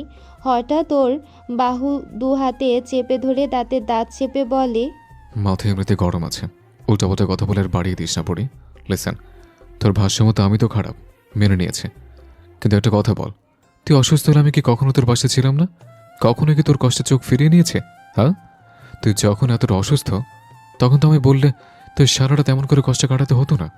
ওর গলায় কর্কশতা, কিন্তু গলার নিচে একটা ভাঙা সুর, যার রাগ নয় বরং ভয়, হারানোর ভয়। পরি নিঃশব্দে তাকিয়ে থাকে, চোখে জল চিকচিক করে, কিন্তু সেহরান থামছে না। ও এবার আরও শক্ত করে পরির বাহু চেপে ধরে, কণ্ঠস্বর নিচু কিন্তু স্থির। শোন পড়ি, আমি যেমনই হই না কেন, তোকে সারা জীবন সুস্থ থাকতে হবে। তোর নিজের জন্য নয়, শুধু নিঃশ্বাসের জন্য। বুঝতে পেরেছিস? তুই মনের ভুলেও নিজের কোনো ক্ষতি করতে পারবি না, কখনো না। কথাটা মনে রাখিস সারা জীবন। ওর হাতের চাপ এতটা দৃঢ় যে পরীর কাঁধের চামড়া জ্বলে ওঠে, কিন্তু ও একটিও শব্দ করে না। সেহরানের চোখের ভেতর তখন এক অদ্ভুত ঝড়, রাগ, উদ্বেগ, ভালোবাসা আর অনুশোচনার এক বিষম মিশ্রণ। একটা নিস্তব্ধতা নেমে আসে রুম জুড়ে। জানালার ওপারে তুষার পড়ছে মৃদু শব্দে, যেন প্রকৃতি নিজেই কথাগুলো শুনে নীরবে কাঁদছে। সেহরান স্থির চোখে তাকিয়ে থাকে পরীর দিকে। এক ফোঁটা ব্যথা তার চোখেও, কিন্তু মুখে শুধু নীরবতা। তার কাঁধের পেশি টান টান, কপালে ঘামের ক্ষীণ রেখা, ঠোঁটের কোণে এক অসমাপ্ত বাক্যের ভার। পরি ছলছল চোখে তাকিয়ে থাকে তার সামনে থাকা মানুষটার দিকে, যে তার জীবনের একমাত্র প্রিয়, অথচ সবচেয়ে দুর্বোধ্য। সেহরান রাগে চড়ায় বেপরোয়া গড়া, তবু বুকের গভীরে লুকোনো অদ্ভুত এক কোমলতা, যা শুধু অনুভবে ছুঁয়ে যায়, দৃষ্টিতে নয়। ও যেন কিছুতেই সেহরানকে বুঝতে পারে না। লোকটা আসলে কী চায় আজও বুঝতে অক্ষম পরি। তবু এই মুহূর্তে তার মনের একান্ত চাওয়া একবার, শুধু একবার এই রাগী অভিমানী মানুষটার বুকে মুখ লুকিয়ে কাঁদতে। হঠাৎ করেই পরি যেন নিজের উপর নিয়ন্ত্রণ হারায়। ও সোজা ঝাঁপিয়ে পড়ে সেহরানের বুকে, আকণ্ঠ ভেঙে কেঁদে ওঠে হু হু করে অবিরাম। ওর চোখের জলে ভিজে ওঠে সেহরানের শার্ট। তার প্রতিটি কান্নার কম্পনে সেহরানের বুক কাঁপে, কিন্তু ও নড়ে না, একটুও না। সেহরান স্থির চোখে, কোনো অভিব্যক্তি নেই। ও যেন আগেই জানতো এই পরি এমনটা করবেই। ওর কণ্ঠে বরফের মতো শান্ত এক স্বর ঝরে পড়ে। এত কেঁদে কোনো লাভ আছে পড়ি? আমি তোর জন্য সব কিছু করবো, শুধু আমাদের রুমটা আলাদা হবে। এই কথাটা যেন ছুরির মতো এসে গেঁথে গেল পরীর হৃদয়। ওর বুকের ভেতরটা হাহাকার করে উঠল। নিজেকে হঠাৎ কেমন ভিখিরি মনে হলো। ও ভালোবেসে ভিক্ষে চায়, অথচ পায় না। পরি ধীরে ধীরে সেহরানের বুক থেকে নিজেকে সরাতে চাইল, কিন্তু হঠাৎ সেহরান এক হাত বাড়িয়ে ওকে আবার টেনে নিল নিজের বুকে। চোখে স্থির দৃষ্টি, কণ্ঠে কঠিন অথচ গুমড়ে ওঠা যন্ত্রণা। যা বলার এভাবেই বল, আমি শুনছি। পরি এবার যেন সমস্ত অভিমান একসাথে ছুঁড়ে ফেলে রাগে ফেটে পড়ে। কে চেয়েছে আপনার দয়া সেহরান? আমি তো চাইনি আমার ভালোবাসার মানুষটা আমায় তুচ্ছতাচ্ছিল করবে, আর আমি তা মেনে নেব? কখনোই না। অনেক সহ্য করেছি আমি, আর পারবো না। আপনি যখন আমায় আর সহ্য করতে পারছেন না, তখন ছেড়ে দিন না আমায়। অন্তত আপনার বুকের জ্বালা কিছুটা কমবে তো। সেহরানের চোয়াল শক্ত হয়ে ওঠে, চোখে যেন বজ্র ঝলক। ছেড়ে দেবো মানে? পরীর কণ্ঠ কেঁপে ওঠে, তবু সাহসের শেষটুকু জোগাড় করে বলে, ডিভোর্স চাই। এক মুহূর্তে ঘর নিস্তব্ধ। বাইরে বরফ পড়ছে, কিন্তু ঘরের ভেতর তপ্ত আগুনের মতো নেমে এলো নীরবতা। সেহরান ধীরে ধীরে হাত বাড়িয়ে পরীর চুলের মুঠি ধরে, ওর মুখ নিজের মুখের একদম সামনে টেনে আনে। চোখ দুটো রাগে, যন্ত্রণায় আর অজানা ভয়েতে দীপ্ত হয়ে উঠেছে। ডিভোর্স? পরি এক নিঃশ্বাসে বলে, হ্যাঁ, এটাই আমার শাস্তি হওয়া উচিত। সেহেরানের ঠোঁটের কোণে তীব্র শীতল হাসি খেলে যায়। ওর কণ্ঠ ফিসফিস করে, কিন্তু প্রতিটি শব্দ যেন ধারালো ছুরির ফলার মতো। হুম, নট ডিভোর্স পড়ি। I have a punishment, even better option. পরি স্তব্ধ, কাপা গলায় বলে। কি? সেহেরান ধীরে ধীরে ওর দিকে ঝুঁকে আসে। দুজনের নিঃশ্বাস মিশে যায়, চোখে চোখ পড়ে, তবু সেই চোখে কোনো কোমলতা নেই, আছে এক ভয়ানক শান্তি। এই মুহূর্ত থেকে স্বামী স্ত্রী হয়ে আমাদের দূরত্বটা হবে তোর বেঁচে থাকার একমাত্র শাস্তি, ওয়াইফি। পরি নিঃশব্দে তাকিয়ে থাকে। ও জানতো সেহরান এমনই কিছু বলবে, তবু তার বুকের ভেতর কেমন শূন্য লাগে, যেন সব ভালোবাসা হিমবাহে জমে গেছে। সেহরান এক দৃষ্টিতে তাকিয়ে থাকে ওর দিকে, গলা নিচু করে, স্বরটা প্রায় ফিসফিস করে বলে। পরীর মুখের আরও সামনে মুখ নিয়ে বলে, আমার যত পথ চলা, যত সাহস, যত ব্যথা, সবকিছু শেষ গন্তব্য শুধু তুই পড়ি। আমার জীবনের প্রতিটি অনুভব, প্রতিটি পথের আহ্বান শুধু তোর প্রতিচ্ছবিতেই ফিরে আসে। তবুও মনে হয় ভালোবাসার মানুষকে পাওয়া মানে কি সত্যি জীবনের পথে হারানো সব রং ফিরিয়ে পাওয়া? ভালোবাসাকে শুধু একে অপরকে পাওয়া, নাকি হারিয়ে যাওয়ার ভেতরে কোনো গভীরতা লুকিয়ে আছে? পরীর চোখে জল টলমল করে ওঠে, ওর কণ্ঠ কাঁপে, তবু বলে, আমি তো শুধু এমন একদিনের আশায় বেঁচে আছি যেদিন আমার আপনার ভালোবাসা, আপনার আনন্দ আর আপনার উষ্ণতা ফিরে আসবে আমার জীবনে। ঠিক যেমন এক সময় আমার পৃথিবী ছিল শুধু আপনাকে ঘিরে, সেহরান।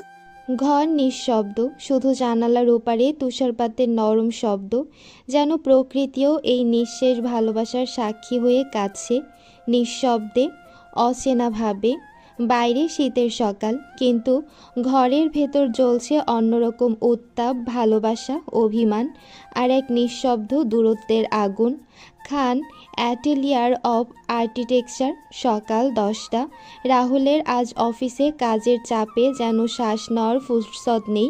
কাগজপত্রের স্তূপের ভেতর মুখ গুজে বসে থেকেও আজ তার মনটা যেন অন্য কোথাও আটকে আছে।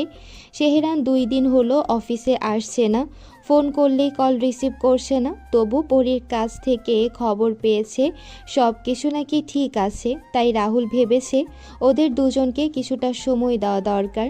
হয়তো নিজেদের ভেতরের দূরত্ব কমানোর জন্য এই নীরবতাটাই প্রয়োজন। ফাইলের ভেতর থেকে বিরক্ত হয়ে ফোনটা হাতে তুলে নিতেই চোখ আটকে যায় ফোনের স্ক্রিনে। ওয়ালপেপারে ঢাকায় তোলা তানহার সঙ্গে তার একটি পুরনো ছবি, নদীর তীরে বিকেলের আলোয়। তানহার চুল উড়ছে বাতাসে, আর সে হেসে তাকিয়ে আছে রাহুলের দিকে। ঠোঁটের কোণে অচেতনে একরাশ কোমল হাসি ফুটে ওঠে। রাহুলের কণ্ঠে একরাশ মৃদু করুণ সুর। হ্যাঁ ধানি লঙ্কা, মিস ইউ। আজ 2 দিন হলো তোমার কোনো খোঁজ নেই। কবে আসবে তুমি? এভাবে অপেক্ষা করতে করতে আমি তো দিন দিন কেমন শুকিয়ে যাচ্ছি। ঠিক সেই মুহূর্তে পেছন দিক থেকে এক ব্যঙ্গ মিশ্রিত কণ্ঠ ভেসে আসে। হ্যাঁ, সেই সাথে বুড়ো হয়ে যাচ্ছিস। লং ডিস্টেন্স রিলেশনশিপে এমনই হয়, এভাবে ঝুলে থাক। আর এই জন্মে তোর বাবা ডাক শোনার স্বপ্নটা অসম্পূর্ণই রয়ে যাবে। রাহুল ঘুরে তাকায়, চোখ কিঞ্চিত কুঁচকে যায়। মাসুক দাঁড়িয়ে আছে, মুখে অর্ধেক হাসি, চোখে ঠান্ডার ঝিলিক। ঈশানী পাশে এসে হেসে যোগ করে, মাসুক ঠিকই বলেছে রাহু। দেখ না, এসকে রাতারাতি কেমন বাবা হয়ে যাবে। আর তুই এখনো কথায় কথায় ধানি লঙ্কা করেই মরছিস। তানহাকে তো আজ পর্যন্ত রাজি করাতে পারলি না বিয়ের জন্য। রাহুলের মুখের রেখাগুলো কঠিন হয়ে ওঠে, কিন্তু চোখে খেলে যায় এক অদ্ভুত দীপ্তি। মজার ছলে বলে, শুধু এসকের কথা তুলছিস কেন ইস্যু? তার গলা গভীর ও স্থির। আমি জানি তুই আর মাসুকও বিয়ের পরপরই বাচ্চার প্ল্যান করছিস, কিন্তু ওসব নিয়ে আমি চিন্তা করি না। একবার আমার ধানি লঙ্কা শুধু আসুক, তারপর দেখিস যেভাবে প্রতিদিন ও আমায় পুড়িয়েছে, প্রতিটি মুহূর্তের হিসেব আমি কড়ায় গণ্ডায় বুঝে নেব। ওকে আমি এমনভাবে নিজের সঙ্গে বেঁধে রাখবো যে আর কখনো দূরে যেতে পারবে না। বলেই রাহুল এক হাত পকেটে ঢুকিয়ে রাখে, আরেক হাতটা গ্লাসের কিনারায় রেখে গভীর দৃষ্টিতে তাকিয়ে থাকে দূরে, যেন নিজের কল্পনার ভেতর হারিয়ে গেছে সে তানহার মুখ, সেই হালকা সুগন্ধ, সেই নির্দোষ হাসি, সব কিছুই যেন তার কাছে জীবন্ত মনে হয়। তখনই পেছন থেকে আরেকটি কণ্ঠ ভেসে আসে, নরম অথচ কাঁপা সুরে। তাই নাকি? তা কেমন করে কড়াই গন্ডায় বুঝে নেওয়া হবে শুনি? রাহুল পেছনে খেয়াল না করে একরাশ হালকা হেয়ালিপূর্ণ সুরে বলে ওঠে, শুধু একবার সামনে এসে দাঁড়াক, এক মুহূর্ত দেরি না করেই সরাসরি ম্যানহাটনের সেন্ট সেন্ট প্যাট্রিক নিয়ে গিয়ে সোজা বিয়ে করব। ঈশানী আর মাসুক দুজনেই মুখ চেপে হাসি সামলাতে ব্যস্ত হয়ে পড়ে, কিন্তু হঠাৎই রাহুলের মুখের সেই নিরুদ্বেগ ভাবটা মিলিয়ে গেল। ওর কানে যেন এক অতি পরিচিত গভীর অথচ মৃদু কণ্ঠস্বর এসে বাজল, একটি সুর যা অনেক দিন ধরে শুধু স্মৃতিতে বেঁচে ছিল। ওর হৃদের স্পন্দন দ্রুততর হয়ে উঠল, বুকের ভেতর যেন ঢেউ খেলে গেল এক অচেনা অস্থিরতায়। ও বিড়বিড় করে বলল, না, আমি যা ভাবছি তা কি সত্যি হতে পারে? সত্যি কি ও এসেছে? ঈশানী সঙ্গে সঙ্গে ওর মুখভঙ্গি বুঝে ফেলল, মৃদু হেসে বলল, কিরে রাহু, পেছনে একবার তাকিয়ে দেখ। রাহুল যেন কোনো অদৃশ্য টানে এক ঝটকায় ঘুরে দাঁড়ালো। হঠাৎ ও চমকে ওঠে, আর মুহূর্তেই যেন তার নিঃশ্বাস থেমে গেল। সামনে যাকে দেখছে সে কি সত্যি বাস্তব? দরজার পাশে দাঁড়িয়ে আছে তানহা নিজেই, একদম সামনে, তার সামনে দাঁড়িয়ে, গাঢ় নীল রঙের শাড়িতে, খোলা চুলে, চোখে যেন একরাশ আলোকছটা। রাহুল নিজের বুকের বাপাসটায় হাত চেপে ধরল, হৃদযন্ত্রটা বুঝি এখনই বুক ভেদ করে বেরিয়ে আসবে।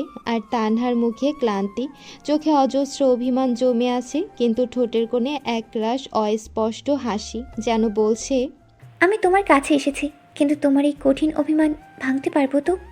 রাহুলের নিঃশ্বাস আটকে যায় মুহূর্তে, তার গলার শিরাগুলো টান টান হয়ে ওঠে, শব্দের বদলে নিঃশব্দতা ঘরটিকে ভরে ফেলে এক ধরনের বিদ্যুৎময় অব্যক্ত উত্তেজনায়। নিজের ভালোবাসার মানুষকে এমনভাবে হঠাৎ সামনে পেয়ে ওর আর স্থির থাকা সম্ভব হলো না। ধীরে ধীরে ওর দিকে এগিয়ে গিয়ে কাপা গলায় প্রশ্ন করল, তানহা, সত্যি কি তুমি আমার সামনে দাঁড়িয়ে আছো? আমি কি ভুল দেখছি? তানহার ঠোঁটের কোণে একরাশ হাসি খেলে গেল, ওর চোখে স্নেহ আর দুষ্টুমি মিশ্রিত দীপ্তি। নরম স্বরে বলল সে, হ্যাঁ আমি, এই যে কথা বলছি, এখন কি বিশ্বাস হলো? রাহুল আর কোনো কথা না বলে এক ঝটকায় তানহাকে নিজের বুকে টেনে নিল। তানহা বিস্ময়ে জমে গেল মুহূর্তে, যেন সময় থেমে গেছে চারিদিকে। মাসুক কাশির ভান করে বলল, কেমন লাগলো আমাদের পক্ষ থেকে দেওয়া সারপ্রাইজ গিফটটা? রাহুল হেসে তানহার চুলে মুখ ডুবিয়ে বলল, থ্যাঙ্কস বাট নট থ্যাঙ্কস। জানি তোরা এটা নিজেদের সুবিধার জন্য করেছিস। ও না এলে আমি যে তোদের বিয়েতে একা অংশ নিতাম না, এটা তোরা খুব ভালো করে জানিস। তানহা লজ্জায় মুখ লুকিয়ে ফেলল রাহুলের বুকে, তার গাল নরম হয়ে উঠল যেন পাকা ডালিমের মতো। ঈশানী কপট রাগে বলে উঠল, এত বড় উপকার করলাম, তাও আবার এমন অকৃতজ্ঞতা। Rahu, this is not done ইয়ার। মাসুক হেসে ঈশানীর হাত টেনে নিতে নিতে বলে, আরে বেবি, ওকে এখন আর কিছুই বলিস না, দিন তো ফুরিয়ে যাচ্ছে না। দেখ না, ব্যাটার কতদিনের অভুক্তি অবস্থা, ওকে একটু একা ছেড়ে দে। বেচারা যেন নিজের ক্ষুধাটা মেটাতে পারে। রাহুল সঙ্গে সঙ্গে চোখ বড় করে বলে উঠল, এই, আমি তো এখনো কিছু টেস্টই করিনি, অভুক্ত হব কেন? বরং তুই আর এসকে একদম উপোস থাকতে পারিস না, তোদের তো ডেইলি উপোস ভাঙা যায়। বাক্য শেষ হওয়ার আগেই তানহা দ্রুত ওর মুখ চেপে ধরল, দাঁতের দাঁত চেপে ফিসফিস করে বলল, চুপ করুন অসভ্য লোক, যার কথা বলছেন তিনি আমার বড় ভাই। ঈশানী আর মাসুক হেসে লুটোপুটি খেতে খেতে কেবিন রুম থেকে বেরিয়ে গেল। রাহুলের চোখে তখন এক গভীর মোহজাল ঘনিয়ে এসেছে, যেন বহু প্রতীক্ষার পর পাওয়া প্রিয় মুখের ছায়া সে বিশ্বাস করতে পারছে না। তানহার মোলায়েম হাত দুটি নিজের আঙ্গুলে জড়িয়ে সে সেই আঙ্গুলের ডগায় একের পর এক চুম্বন করে, মৃদু দীর্ঘ একরাশ সঞ্চিত আবেগে ভেজা। তানহা প্রথমে চমকে ওঠে, লজ্জায় মুখ ঘুরিয়ে নিল, তার শ্বাসের ওঠানামা বেড়ে গেল, চোখের পাতায় কাঁপন। কিন্তু রাহুলের টান এত দৃঢ়, এত নিশ্চুপ, আকুলতায় পূর্ণ যে সে ধীরে ধীরে নিজের সমস্ত প্রতিরোধ হারিয়ে ফেলল। রাহুল তখন কোনো কথা না বলেই ওকে আরও কাছে টেনে নিল, দুজনের মধ্যকার ফাঁক যে মিলিয়ে গেল নিঃশব্দে।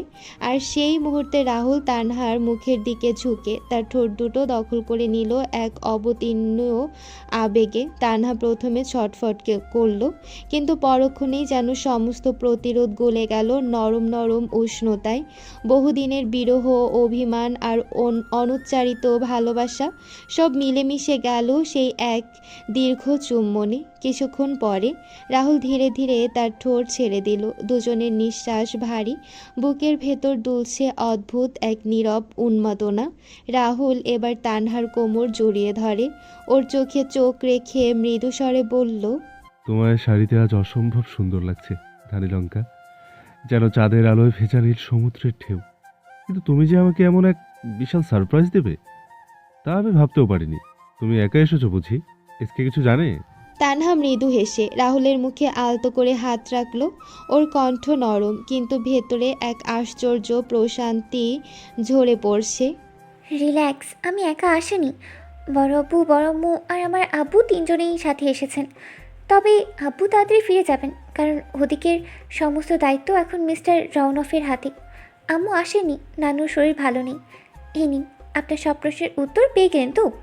আমরা কাল রাতে এসে পৌঁছিয়েছি, বরাবর অ্যাপার্টমেন্টে উঠেছি। এখনও ভাইয়া আর পরি কাউকে কিছু জানাইনি। ভাবছি আজ সবাই মিলে ভাইয়া আর পরীকে সারপ্রাইজ দিতে যাব। বাই দ্য ওয়ে, ওরা ভালো আছে তো? রাহুল তানহার দিকে তাকিয়ে থাকে, এক দৃষ্টিতে মুগ্ধ, নিরুচ্চার, যেন অনেক বছরের তৃষ্ণা হঠাৎ তৃপ্তির জল পেয়েছে। তানহা হাসলো, একটা ছোট্ট নিঃশব্দ কিন্তু হৃদয়ের গভীরে নেমে যাওয়া হাসি। রাহুল ধীরে ধীরে ওকে আরও কাছে টেনে নিল, কণ্ঠে নিম্নস্বরে বলল, চলো বাইরে একটু ঘুরে আসি। এই চার দেয়ালের মাঝে তোমায় আটকে রাখার সাধ্য আমার নেই। বাইরে নিয়ে গিয়ে বাতাসে তোমার গন্ধটা মিশিয়ে নিতে চাই, তারপর সব বলবো ধীরে ধীরে। এখানে অনেক কিছুই ঘটে গেছে, সব কিছুই তোমার জানা দরকার। তানহা মৃদু হেসে মাথা নামিয়ে রাখলো রাহুলের বুকে, চুপচাপ নিশ্চুপ, যেন সব উত্তরের ভেতরেও নতুন প্রশ্ন লুকিয়ে আছে। রুমের ভেতর আলো ম্লান হয়ে আসে, আর বাইরে জানালার ওপারে তুষারের মতো নরম আলো পড়ে দুজনের মুখে। আর এদিকে সেহরানের গ্লাসওয়ালা অফিস রুমের মধ্যে নরমভাবে পড়ছে। বাইরে এখনও হালকা তুষারপাত চলছে। গ্লাসওয়ালা কার্পেটের অফিস বিল্ডিংয়ের ভেতর হালকা গোল্ডেন আলো ঝলমল করছে। ভেতরে মাসুক আর ঈশানী বসে আছে একে অপরের মুখোমুখি। টেবিলের উপর ছড়ানো ফাইল, ল্যাপটপের পর্দায় জ্বলছে প্রেজেন্টেশনের চার্ট। ঈশানী মাথা নিচু করে কিছু লিখছে। হঠাৎ মাসুক বলে হালকা হাসি নিয়ে, এই টেনশনটা অফিসের জন্য রাখো ইস্যু। বিয়ের আগে তোমার মুখ একটু হাসি দরকার, যাতে মাইন্ড ফ্রেশ থাকে। ঈশানী তাকায় ওর দিকে, চোখে মৃদু ঝিলিক।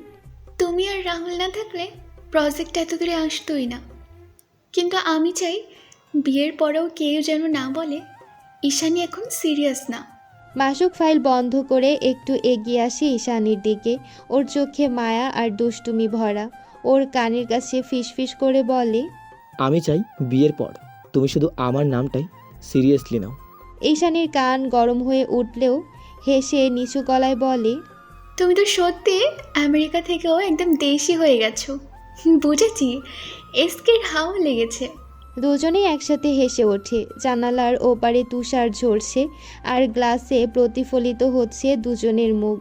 দুজন দুই পৃথিবী, কিন্তু এক ভবিষ্যৎ। ফাইলের শেষ পাতার সই দিতে দিতে ঈশানী বলল, এই সইটাই হয়তো আমার অফিসের আজ শেষ সিগনেচার। বিয়ের ঝামেলা শেষ না হওয়া পর্যন্ত আর এখানে বসবো না। মাসুক থেমে গেল, চুপচাপ তাকিয়ে থাকলো প্রিয়তমার দিকে। তুমি জানো, আমি চেষ্টা করেছি মানিয়ে নিতে, যে আর দুদিন পর থেকে তুমি আমার শুধু ফ্রেন্ড আর অফিস পার্টনার না, আমার পুরো লাইফের পার্টনার হয়ে যাবে। ঈশানীর ঠোঁটে মৃদু হাসি ফুটল। তোমার ভয় লাগছে নাকি? মাসুক আরও একটু এগিয়ে এলো, খুব কাছে এসে থেমে গেল। ভয়? তোমাকে হারানোর চিন্তা ছাড়া আর কিছুই ভয় নেই আমার। ঈশানী কিছু বলতে গেল, কিন্তু তার কণ্ঠ আটকে গেল। ওর নিঃশ্বাস গরম হয়ে উঠছে, সাথে গলায় কাঁপন। মাসুকের আঙ্গুলগুলো টেবিলের উপর ওর হাতের পাশে এসে থামলো। ছোঁয়া নয়, শুধু কাছাকাছি। আর তাতেই যেন সময় থেমে গেল। একটা মুহূর্ত, একটুখানি নীরবতা, আর তাতে জন্ম নিল অজানা এক অনুভূতি। ঈশানী মৃদু হাসি দিয়ে বলে, এভাবে তাকিয়েও না, আমি কিন্তু কাজ করতে পারছি না। মাসুক হেসে ফেলে, আজকের জন্য কাজ এখানেই শেষ, এখন শুধু তোমার দিকে তাকানোর পালা। ঈশানী চোখ নামিয়ে নেয়, কিন্তু মুখে লজ্জা ভরা হাসি। জানালার বাইরে তুষার ঝরছে, ভেতরে দুজনের মধ্যে এক অজানা উত্তাপ ছড়িয়ে আছে, রোমান্স, ভালোবাসা আর এক অপূর্ব অপেক্ষা। আর দুদিন পরে ওদের বিয়ের দিন। Seaview bridge, West Haven. সকাল 11টা। সেতুর চারপাশে কেবল সাগরের গর্জন, ঢেউয়ের মৃদু আছড়ে পড়ার শব্দ বেজে ওঠে। কিন্তু সেহরান নিজের গাড়ির ডিকির উপরে চুপচাপ বসে আছে, একাকী, স্থির, যেন বাতাসের সাথে মিলেমিশে গিয়েছে। হাতের মাঝে থাকা কয়েকটি সিগারেট শেষ হয়েছে ইতিমধ্যেই। নিঃশ্বাসে অদৃশ্য উত্তেজনা, মনে প্রাণে অস্থিরতা। সে অপেক্ষা করছে, কেউ একজন আসবে একটি গুরুত্বপূর্ণ সাক্ষাতের জন্য। হঠাৎ দূর থেকে গাড়ির আওয়াজ। সে একবার পেছন দিকে ঘুরে দেখে, যার জন্য অপেক্ষা করছিল সে এসে পৌঁছেছে। ব্যক্তিটি ধীর চলায় এগিয়ে এসেছে, কিন্তু উপস্থিত এমন যে নীরবতাও তীব্র হয়ে ওঠে। সে সেহরানের দিকে তাকিয়ে নীরবে গাড়ির ডিকির উপর উঠে বসে। সেহরান ব্যঙ্গ মিশ্র হাসি দিয়ে বলে, আরিয়ান নাকি ইউভান? কোন নামে ডাকবো তোমায়? ইউভান ঠোঁটকাটা হাসি দিয়ে উত্তর দেয়, কণ্ঠে তাচ্ছিল্য। আরিয়ান, সে তার সাইয়ারার সঙ্গেই চলে গেছে অনেক আগেই। আমি আমার সাইয়ারার স্থান এখনও নন্দিনীকে দিতে পারিনি, কিন্তু সে এখন আমার সন্তানদের মা। তোর বিশ্বাস হোক বা না হোক, এটাই সত্যি। সেহরান আর কিছু বলেনি, কেবল নির্দিষ্টভাবে জিজ্ঞেস করলো, তোমার বাচ্চারা কেমন আছে? ইউভান ইশারায় বোঝালো, ভালো আছে, তবে চোখে বিস্ময়।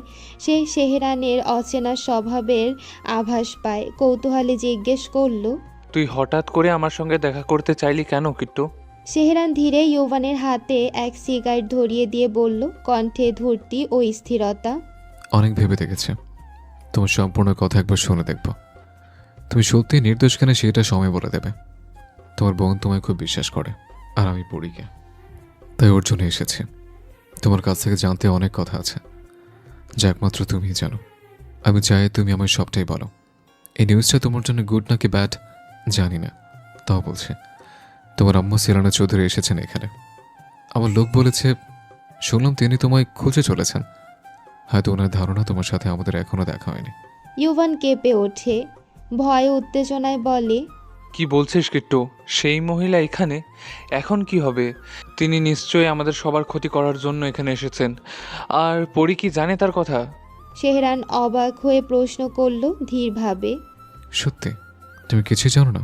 ইউভান অসহায় চোখে অস্বীকৃতি জানালো। সেহরান এবার সরাসরি বলে, কণ্ঠে দৃঢ়তা ও পরিকল্পনার আভাস। আমি এই ষড়যন্ত্রের পিছনে যারা যারা জড়িত প্রত্যেককে শাস্তি দিতে চাই, আর তার জন্য তোমার হেল্প চাই। তুমি কি আমি হেল্প করবে? আমার আর তোমার, আমাদের দুজনের বন্ধের জন্য। সে রাতে আমার পরিরও কিন্তু কিছু হয়ে যেতে পারত, তাই শেষবার তোমার হেল্প চাইছে। আমি তোমায় ক্ষমা করে দেব যদি তুমি আমার সব দিক থেকে হেল্প করো সত্যিরের সামনে নিয়ে আসার জন্য। ইউভান মুখে চিন্তাশীল ভাব নিয়ে বলল, কিট্টু, আমি তো সব খুলে বলেছি, নতুন কিছু নেই। কিন্তু হ্যাঁ, একটা কাজ এখনও বাকি আছে। সেলিনা চৌধুরীকে আমি নিজের হাতে খুন করব, তার শরীর থেকে মাথা আলাদা করে ফেলব। আমার স্ত্রী আর সন্তানদের হত্যার প্রতিশোধ নেব আমি ঠিকই। সেহরান এক স্থির দৃষ্টিতে ইউভানের দিকে তাকিয়ে বলল, যেন যাচাই করছে সত্যি কি বলছে। তারপর ধীরে বলেন, এত বড় অপরাধ উনি একা করেননি, ওনার সাথে আরেকজন আছে। উনি নিজের মুখে আমি বলেছেন, আর আমি জানি সে কে। ইউভান বিস্ময়ে প্রশ্ন করল। কে সে? সেহরান কণ্ঠে তীক্ষ্ণতা রেখে বলেন, সে ব্যক্তি তোমাকে এত বছর নিজের পরিচয় গোপন রাখতে সাহায্য করেছে। সে আসল মাস্টার প্ল্যানার। ইউভান চমকে ওঠে, কণ্ঠে ভয় ও সন্দেহ মিশ্রিত। কিন্তু এটা কি সম্ভব কিট্টু? সেহরান স্থির দৃষ্টিতে তাকিয়ে বলে, আমি পুরোপুরি নিশ্চিত। আমার ধারণা সত্যি হলে তার পরবর্তী লক্ষ্য পড়ি, আর তোমার মায়ের লক্ষ্য পাপা আর আমি। ইউভান অবাক হয়ে বলেন, তুই কি করে চিনে ফেললি উনি সেই দোষী? সেহরান হেসে ওঠে, ভাঙা কণ্ঠে বলেন, কারণ আমি কিছু স্টেটমেন্ট চেক করেছি গত কয়েক বছর ধরে। তিনি এবং তোমার মামা ইতালিতে, তুমি সহ অ্যালেক্স নামের একজনের সঙ্গে যোগাযোগ রয়েছেন। সাগরের গর্জনের মাঝে দুজনের মধ্যে স্থির নীরবতা, চোখে চোখ, নিঃশ্বাসে নিঃশ্বাস, যেন নতুন এক ষড়যন্ত্রের শীতল ছায়া এখানে এসে পড়ে। ইউভানের ক্রোধে কণ্ঠস্বর কেঁপে ওঠে। সন্দেহ আমার হয়নি যে তা নয়, কিন্তু উনি আমায় এমনভাবে কথা বলতেন যে আমি ভেবেছিলাম হয়তো ওরা আমার ভালো চায়, তাই হেল্প করেছে। অথচ ওরাই আমার সুখের সংসারটাকে শেষ করে দিল এক নিমেষেই। কেন এমন করলো ওরা? এক সেকেন্ড কিট্টু, সেলিনা চৌধুরীর উদ্দেশ্য তো পরিষ্কার ছিল, কিন্তু ওনার উদ্দেশ্য কি শুধুমাত্র সেয়ারাকে মেরে ফেলার ছিল নাকি অন্য কিছু? সেহরান ডিকের উপর থেকে নেমে এসে সমুদ্রের কোলাহলে অস্থির মুখভঙ্গি নিয়েই বলল। সৎ কখনো নিজের হয় শুনেছ? ইউভান যেন অবাক হতে ভুলে যায়, সে বিস্ময়ে হকচক করে ওঠে, তার গলা কেঁপে ওঠে। অথচ তোর বোন, তুই জানিস, সে সর্বস্ব দিয়ে ওনার ওপরেই বিশ্বাস রেখেছিল। সেহরানের সামনের দিকে তাকিয়ে চোখের কোণ দিয়ে দূর সমুদ্রের দিকে তাকালো, অভ্যন্তরে কিছু রেখে আবার কণ্ঠে গভীরতা এনে বলল। আরেকটা কথা শুনবে? ইউভান কেবল মাথা নেড়েছে, চোখে সংশয় মিশ্রিত কৌতূহল। সেহরান বলল, কথাগুলো যেন ঠান্ডা ধারা হয়ে বয়ে গেল। আম্মুকে খুন করা হয়েছিল, আর উনি চান আমি যেন কখনোই বাবা হতে না পারি, আর এর জন্য ওনার এবার টার্গেট পড়ি।